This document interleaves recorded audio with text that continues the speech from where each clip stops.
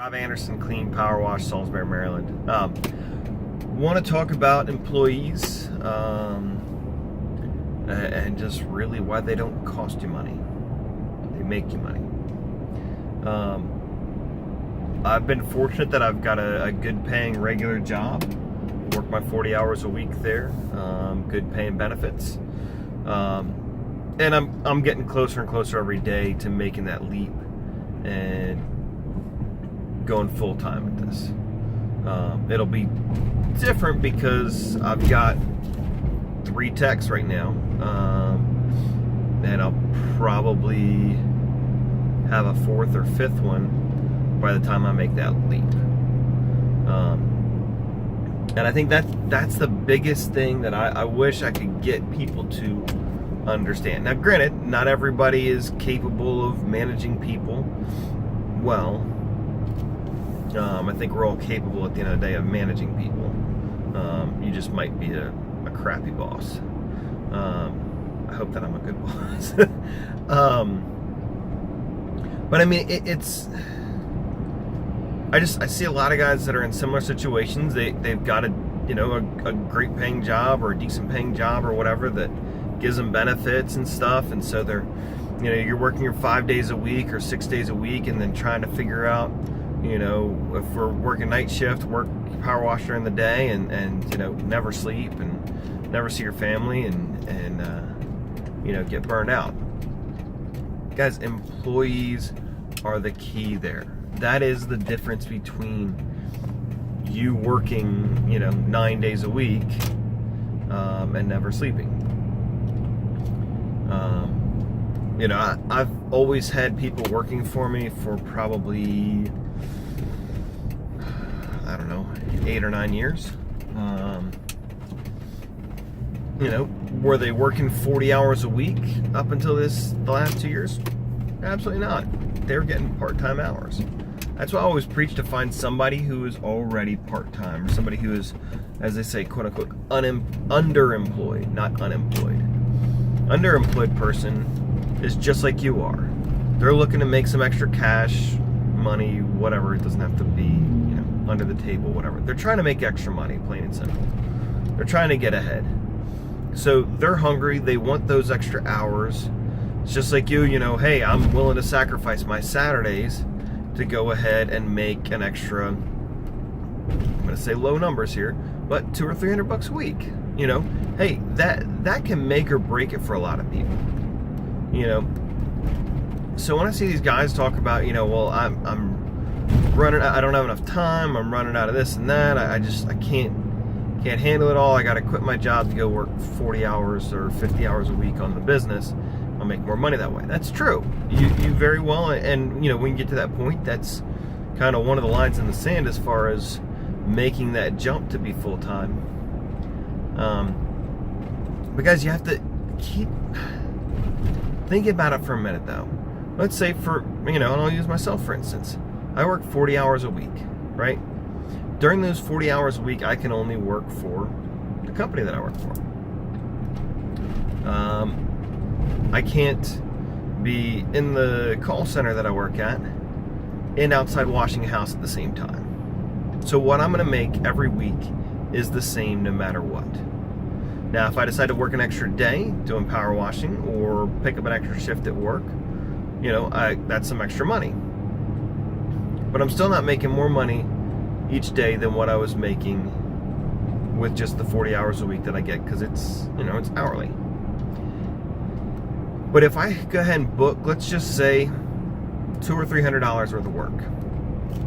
All right. So if you've got decent equipment and stuff, let's just say that's one house wash. Let's just say it's $300. You send somebody out to go do that work. Let's say you're paying them $15 an hour, which, to be honest, most people are thrilled to do. Now let's just go ahead and round that up to $20. And let's say, it's a 4-hour job. It shouldn't be, but early on, it's probably going to be more likely like that for you. Or at least I know that my guys spent a whole lot longer before we got a lot of the upgrades and a lot of better systems and everything in place. So, $300 job, hire somebody. They cost me basically, include taxes and whatnot. So 5 hours, $20. That's included driving there and back. It's $100. All right, so you get $200 there. Let's say minus 25, 30, $40 in chemicals, equipment, whatever, wear and tear and stuff. And let's say another 25. Let's even numbers. We'll say $20 for like your insurance and stuff on that job. And especially when you're smaller, I mean, insurance will always be part of what you're paying. Depending on how little or how much you're doing, it's going to impact the percentage.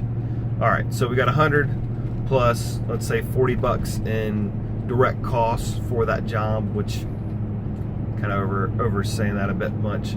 $20 for insurance. So that leaves me with $140 after paying him all the work they did, yada yada. Yes, that's an extra $140 in my pocket, or in the business's pocket, as it were, to then be able to buy other equipment. And when was that done? That was done on Monday when you were working your 9 to 5 shift. You didn't have to go out from 6 to 10 and go wash that house halfway in the dark with a headlamp on your head, or having to be out on Sunday. All right, so he does that 5 days a week, right? Okay, so the guy does $1,500 in work. Again, using the same math, we're at what, 140 times 5, $700 that you've profited that week by having somebody work for you. Okay, now let's say, hey, this part-time guy, so he's getting what, 20 hours a week there, or 25, I guess, really. He's making okay money. He's happy. He's made his. I'm trying to do all these numbers in my head. So like 375 is what he's made for the week. He's happy. You're happy, and you're growing your business, and you're making more money. And guess what? Those 5 jobs that you would have had to go figure out how to cram all that into Saturday, but you're faster and you cost less money, quote unquote.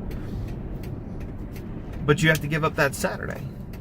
So instead, by having somebody work for you, they've turned in, done $1,500 in work, which is honestly, early on, that's a slow week. That's a really, really slow week. I know early on I thought that was super great money and was excited and whatnot to be able to do $1,000 a week.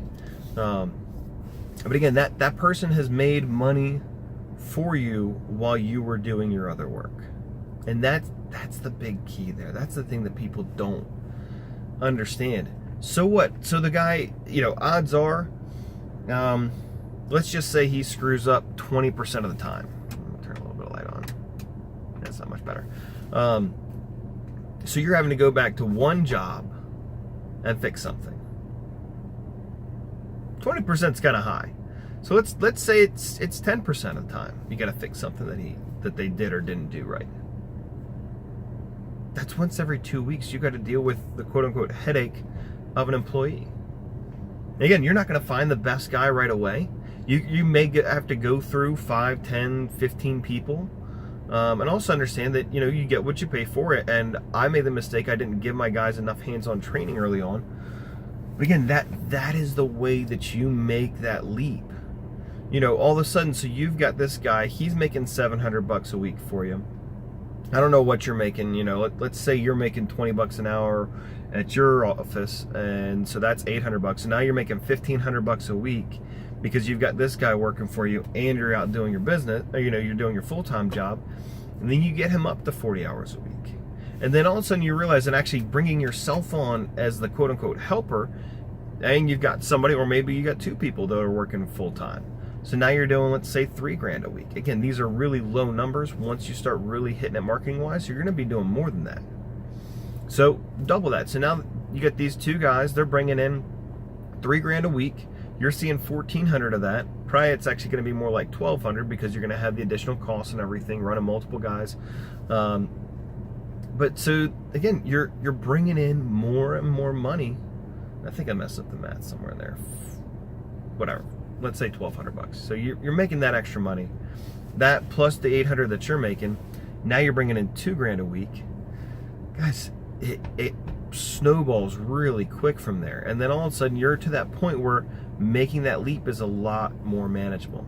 You're also able to see that the business is feeding you instead of you just feeding the business.